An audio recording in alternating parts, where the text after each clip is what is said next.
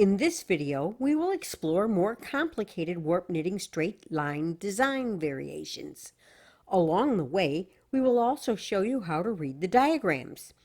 In the basics video, we introduced a very simple pattern which creates a dense and firm fabric with slender vertical stripes.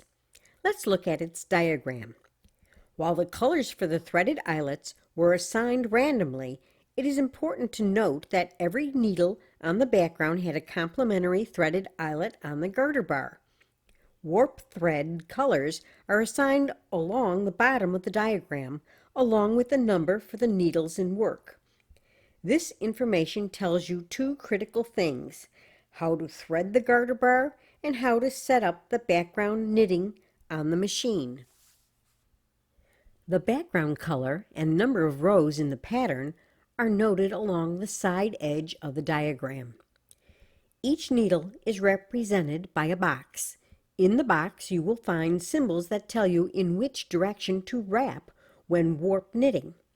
In this example, all the needles will be wrapped from right to left and directly over each other on every row. With variation 1, we create beautiful wide vertical stripes. Let's look at the diagram. For this pattern, 3 colors alternate and the garter bar is only threaded every third eyelet. The eyelets in between are simply left empty. On the machine, 1 additional needle will be put into work at the left. This maintains the integrity of the edge stitch. The background is entirely white. If you look, wrapping will occur every row. The pattern starts with needles wrapped to the left on row 1 and every odd-numbered row, and then wrapped to the right on the even-numbered rows. The arrows indicate the direction of the threaded yarn between wraps. Variation 2 is nearly the same as variation 1. It's just that we changed the color of the warp threads and changed the background colors every so often to create a plaid effect. Background color changes are indicated on the right side of the diagram. Variation 3 introduces us to 2 more warp knitting design options. They are used effectively to soften the knitting and spread the warp threads out both horizontally and vertically. Let's look at the diagram.